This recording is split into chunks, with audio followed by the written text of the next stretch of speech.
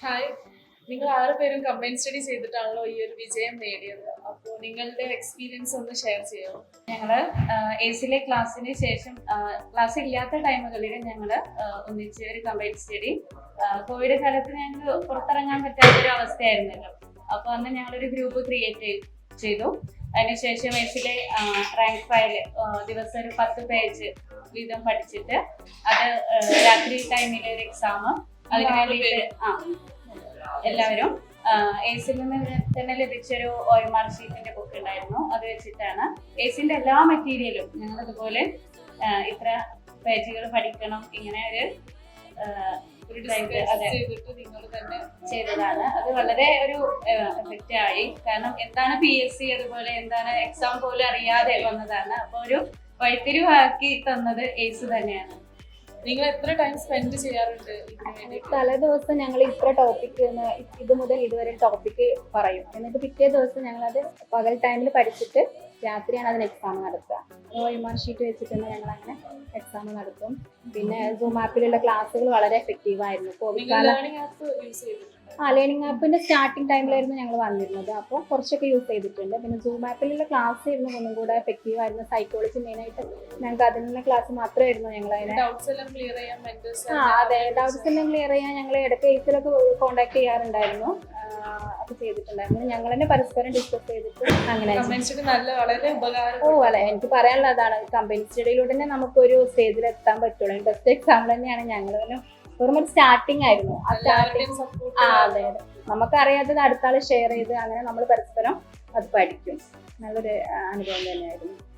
എസിന് കിട്ടിയ മെറ്റീരിയൽസ് എല്ലാം വളരെ ഉപകാരപ്രദമായിരുന്നു. പ്രത്യേകിച്ചും സയൻസും സോഷ്യലാണ് അധികം നമ്മുടെ PSCക്ക് ചോദിച്ചു വരാറ്. SCRT ബേസ്ഡ് ആയിട്ടുള്ള ക്വസ്റ്റ്യൻസ് ആണല്ലോ. അപ്പോൾ എസിന് തന്നിരുന്ന സോഷ്യൽ സയൻസിൻ്റെയും അതുപോലെ സയൻസിൻ്റെ മെറ്റീരിയൽസ് ആണ് ഞാൻ അതൊക്കെയാണ് പഠിച്ചിരുന്നത്. അപ്പോൾ സയൻസൊക്കെ വളരെ ഉപകാരപ്രദമായിരുന്നു. LPSAക്ക് 1-2 ക്വസ്റ്റ്യൻസ് അടുപ്പിച്ച് ഒരു പേര് വന്നിട്ടുണ്ടായിരുന്നു. എയ്സിത്തെ നോട്ട്സും കാര്യങ്ങളൊക്കെ ഞങ്ങൾ ഇതേമാതിരി കമ്പൈൻ സ്റ്റഡി ഒക്കെ ഞാൻ പഠിച്ചിട്ടുണ്ടായിരുന്നു. അപ്പോൾ ഓരോ ദിവസം ഓരോ നോട്ട്സ് നമുക്ക് പഠിക്കാമെന്ന് പറഞ്ഞിട്ട് അതിൽ ഇത്ര പേജ് ജില്ലകളൊക്കെ ആണെങ്കിൽ തന്നെ 3 ജില്ലകൾ 4 ജില്ലകൾ ആ ജില്ലകൾ പഠിക്കുക. എന്നിട്ട് അത് ചിലപ്പോൾ രാത്രി ആയിരിക്കും ഞങ്ങൾ തന്നെ എക്സാം ആരെങ്കിലും ഒരാൾ ക്വസ്റ്റ്യൻ ഇടുക എക്സാം നടത്തുക. അങ്ങനെ ഞങ്ങൾ ചെയ്തിട്ടുണ്ടായിരുന്നു. പിന്നെ അവിടുത്തെ മെറ്റീരിയലുകളും OMR ഉപയോഗിച്ചിട്ട് ഞങ്ങൾ ചെയ്തിട്ടുണ്ടായിരുന്നു. ചെറിയൊരു ക്വസ്റ്റ്യൻ്റെ ഒരു ബുക്ക് ഉണ്ടായിരുന്നു. അതിലത്തെ ഓരോ ക്വസ്റ്റ്യൻ പേപ്പർ OMR വെച്ചിട്ട് തന്നെ ഞങ്ങൾ ചെയ്തിട്ടുണ്ടായിരുന്നു. ക്ലാസ് എടുത്ത സാർമാര് അവരെ നന്നായിട്ട് താങ്ക്സ് പറയുകയാണ്. നന്നായിട്ട് അവർ ക്ലാസ് എടുത്തിട്ടുണ്ട്. അതുപോലെ നവോത്ഥാനത്തിന് MUT സെക്ഷനിൽ ധാരാളം ക്വസ്റ്റ്യൻസ് വന്നിരുന്നു. അപ്പോൾ ആ സാറിന്റെ ഒരുവിധം എല്ലാ ക്വസ്റ്റ്യൻസും അതിൽ വന്നിരുന്നു തന്നെ പറയാം. അപ്പോൾ സൈക്കോളജി ആയാലും അതെ സാറിന്റെ എല്ലാ ക്ലാസ്സും അത് സാധാരണ ലെവലിൽ നല്ല ക്ലാസ്സൊക്കെ ആയിട്ട് മുന്നോട്ട് പോയിക്കൊണ്ടിരിക്കുന്ന സമയത്താണ് അപ്രതീക്ഷിതമായിട്ട് കോവിഡ് കാരണം ക്ലാസ് കട്ട് ചെയ്ത്. അപ്പോൾ ഇനി എന്തെന്നുള്ളൊരു ചിന്തയിലിരിക്കുമ്പോഴാണ് ഞങ്ങളുടെ ക്ലാസ്സിൽ തന്നെ പിന്നെ റാഷിദിൻ്റെ ഒക്കെ നേതൃത്വത്തിൽ കമ്പൈൻ സ്റ്റഡി. അപ്പോൾ ഞങ്ങൾ ഇതിൽ ഉൾപ്പെടാത്ത കുറച്ച് കുട്ടികളും കൂടി ഉണ്ട്. അപ്പോൾ അതിനൊരു വാട്സപ്പ് ഗ്രൂപ്പ് ഉപയോഗിച്ചു. അതിന് കൂടുതൽ ഉപയോഗമായത് എന്താ പറയുക ആ നോട്ട്സ് എസ് കിട്ടിയ നോട്ട്സും അതുപോലെ തന്നെ അതിൻ്റെ റാങ്ക് ഫയലാണ്. ഒക്കെ ഒരുപാട് എന്താ പറയുക ആശ്വാസം അല്ലെങ്കിൽ നമുക്ക് ഹെൽപ്ഫുള്ളായ കാര്യങ്ങളായിരുന്നു. പിന്നെ എല്ലാം കൊണ്ട് നല്ല ക്ലാസ് ആയിരുന്നു എസിൻ്റെത്. അപ്പോൾ നമുക്ക് ഡൗട്ടുകളൊക്കെ ക്ലിയർ ചെയ്യാൻ പറ്റിയ സാറുമാരായിരുന്നു. അതുകൊണ്ടൊക്കെ തന്നെയാണ് ഇങ്ങനെയൊക്കെ നല്ലൊരു റാങ്ക് നേടാൻ സഹായിച്ചത്.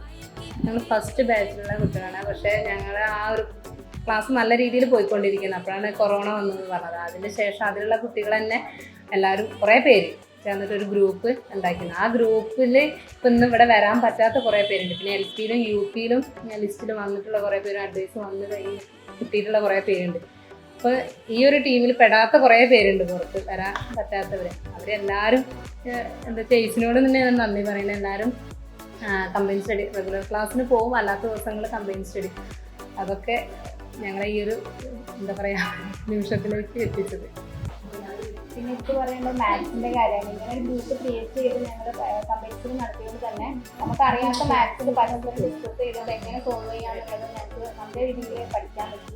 പിന്നെ എയ്ത്തിൽ തന്നെ മബ്സാറിൻ്റെ ഒക്കെ മാത്സിൻ്റെ ക്ലാസ് ആ നോട്ട്സ് അതുപോലെ തന്നെ ഞങ്ങൾ ഫോളോ ചെയ്ത് തന്നെ പോയിരുന്നത്.